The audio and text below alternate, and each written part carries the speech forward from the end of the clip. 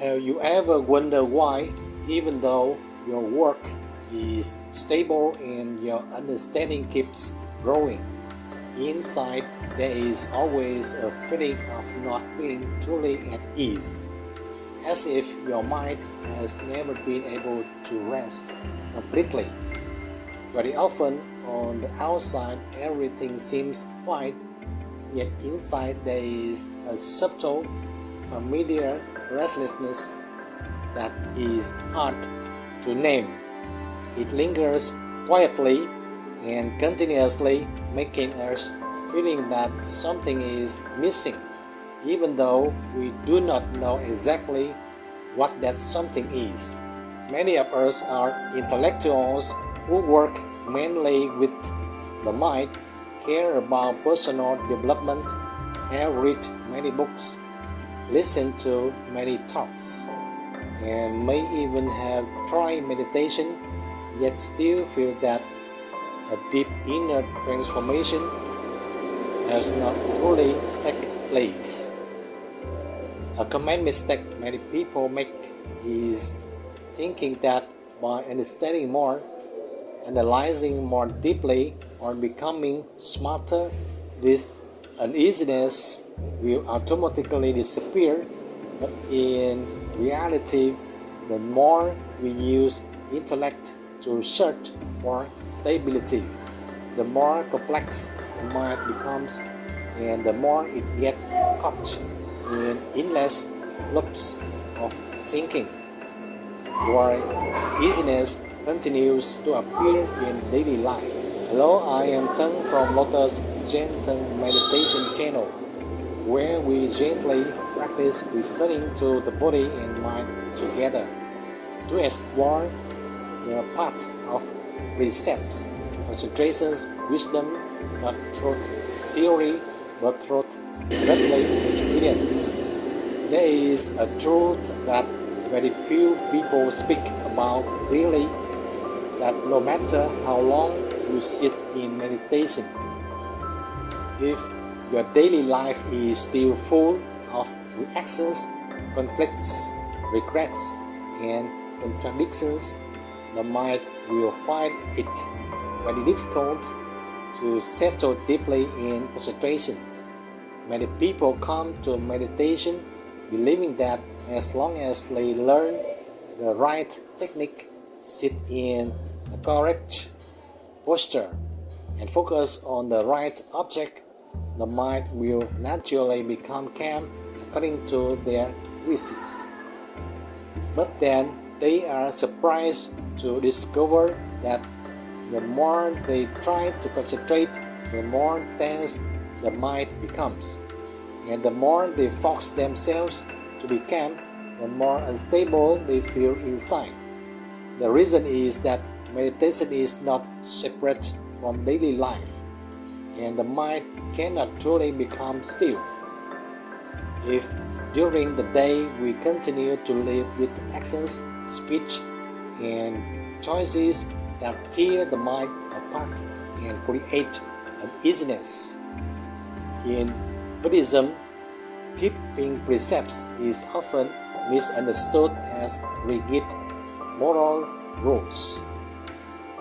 But when viewed with a moment perspective, keeping precepts is actually a very practical way of living that helps reduce inner conflict. Each time you speak an angry word without mindfulness or do something that goes against our deepest values, even if no one else knows, the mind still records it.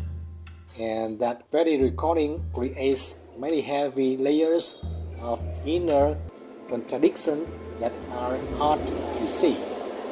You can recognize this clearly after a tense conversation when the body has already left, but the mind keeps replaying the story in the head for a long time afterward, or after an action that leaves you feeling guilty, even though on the outside you are still smiling and talking normally. Inside there is a sense of incompleteness, that is very hard to describe. These small conflicts, when accumulate day after day, prevent the mind from being at ease, and when you sit down to meditate, they are gradually surface.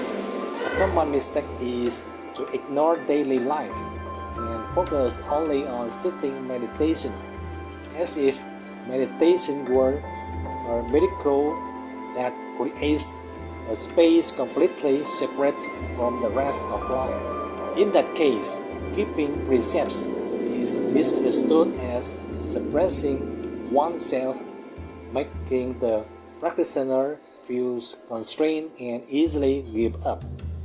But in reality, keeping precepts does not close us in. It lightens the mind, because each conscious choice helps reduce an invisible inner burden and conflict. When daily life contains fewer emotional and mental conflicts, the mind begins to feel safer, and that sense of safety is the foundation for concentration to form naturally. At this point, when you sit down, there is no need to force the mind to be calm. You only need to gently return to the breath and allow body and mind to adjust by themselves. Inhale, gently follow the breath as it flows through your nose. Feel your chest and reach down to your belly. Exhale, feel the breath leaving through your nose and notice your belly softening and sinking. If during practice you notice that the mind still wants to control, wants to do it right, seize that as an old habit surfacing, and understand that this very clinging is what makes the mind hard to settle. When we dare to let go of the need to achieve, to progress quickly, and simply stay with the experience that is present, concentration begins to appear as a very real state of rest. The benefit of this way of practicing is that the mind is no longer tense, no longer fighting itself, and meditation becomes a place of refuge rather than to test, to be completed. And as outer life gradually becomes lighter, something very natural happens in meditation. The mind begins to settle more deeply without any forcing. There is a very simple saying that touches directly on the experience of many people. That insight does not come from thinking more, but from the ability to see clearly when the mind is calm enough. Many people study a lot, read a lot, think deeply, and analyze well, but the more they use intelligence with a strong desire to decisively serve suffering, the more confused and exhausted their minds become. You can see this very clearly in daily life. When we analyze a relationship to the point of exhaustion, yet still cannot find peace, or make very detailed plans for the future while inside remaining full of anxiety. The problem lies in the fact that intellect has the ability to reason and recognize information, but it does not have the ability to end suffering if the mind is still scattered. We use intelligence to think less in a simple way by reducing calculation and desire and maintaining quiet awareness. Only then does the momentum of desire-driven intelligence begin to slow down.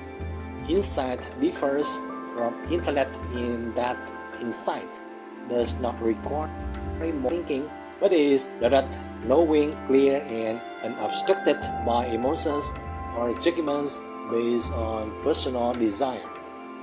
And for that knowing to appear, the mind needs a very important foundation, which is concentration, but not tense or focused concentration. truth, concentration does not mean trying to empty the head, nor does it mean exerting or effort to focus, but rather a state of stable presence and clear seeing where the mind is no longer constantly pulled away.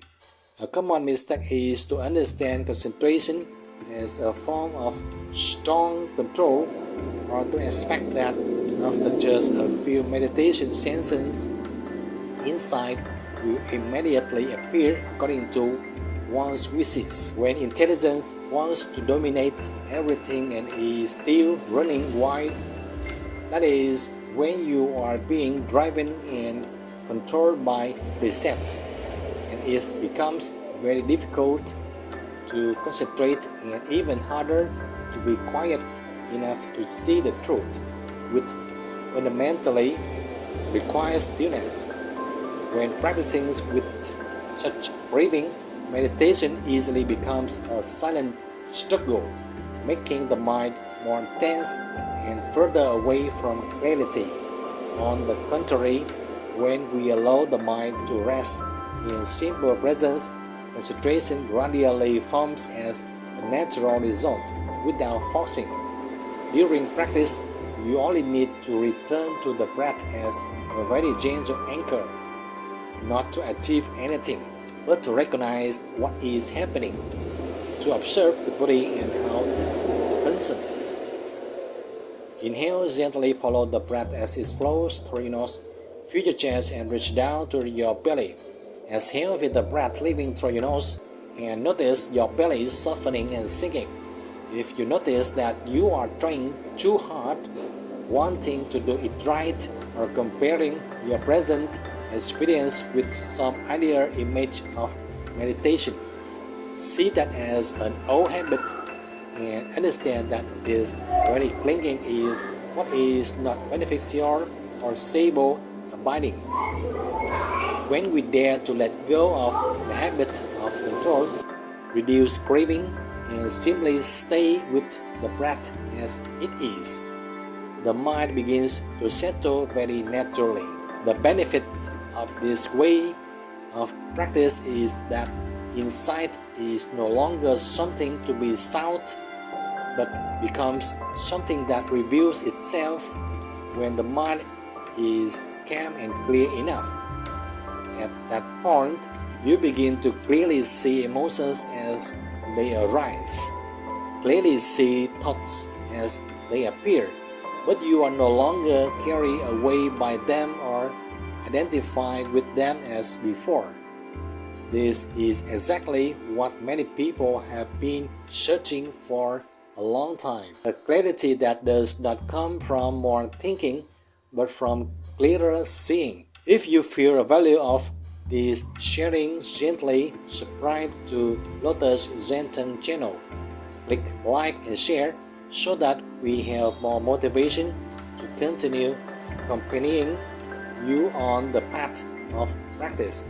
And when insight begins to appear in such very ordinary moments, a natural question opens up, which is how that insight will change our daily life. There is something very beautiful that many people only realize after a period of practice, that when the mind learns to pause to see clearly, life does not need to change very much, become lighter. Precepts, concentration, and wisdom are not separate concepts, but a very natural living process in which each step supports and nourishes the others. When we live more consciously in speech and action, the mind has less conflict, less inner struggle, and no longer has to carry so many invisible burdens. When the mind has less conflict, it can pause more easily, and that very pausing creates the conditions for concentration to form naturally without forcing. And when concentration is stable enough, insight is no longer something to be sought, but appears as a very ordinary reality in the moments of daily life. life. You can recognize this change when facing work pressures instead of reacting hastily or becoming tense as before. The mind knows how to slow down and see clearly what is truly necessary. In conflicts, instead of immediately defending the ego, we have the capacity to pause and see emotions as they arise, and from there respond with mindfulness rather than habitual reactions. Even when having to make important decisions, the mind is no longer pulled around by anxiety or excessive desire, but holds a sense of clarity and inner steadiness. The difference between reactions and mindfulness lies in the fact that reactions arises from old habits dominated by emotion, or mindfulness arises from full presence that clearly sees the nature of what is happening in the present. A mistake some people make is trying to use meditation to control life, control emotions, or achieve some ideal state. When clinging in that way, meditation becomes a new pressure and the mind unintentionally returns to the cycle of tension it was trying to escape. On the contrary, when we understand that this path does not promise to achieve anything special, it simply invites us to return to that experience. Practice becomes very light with the breath. Inhale, gently follow the breath as it flows through your nose. Feel your chest and reach down to your belly. Exhale, feel the breath leaving through your nose and notice your belly softening and sinking. If you see yourself trying too much, wanting quick results, recognize that as an old habit and understand that this habit is no longer suitable for inner stability and freedom. The greatest benefit of practicing correctly does not lie in special experiences, but in being able to live in ordinary life with more clarity, more lightness, and less suffering. Happiness at this point does not come from controlling life according to one's wishes, but from the ability to stay with the present moment, whatever the circumstances may be. The path of precepts, concentration, wisdom, therefore, is not just a meditation method, but a way of living that helps us meet life with greater clarity and gentleness. When the mind learns how to rest, clarity is no longer something we seek. It becomes the natural way we meet life. And if you are listening to these words, perhaps you are also ready to walk that path without haste, without striving, simply returning and living more fully in each moment. The journey in the game of the breath will become more and more fascinating if you truly cherish it. This practice, just like a habit, is the key to unlocking every doorway in your body and mind. So keep watching and keep practicing with me in this video and the ones to come. If you have any thoughts or reflections, feel free to leave a comment below. And if this video helped or inspired you, please click like, subscribe, and share it with others. Thank you.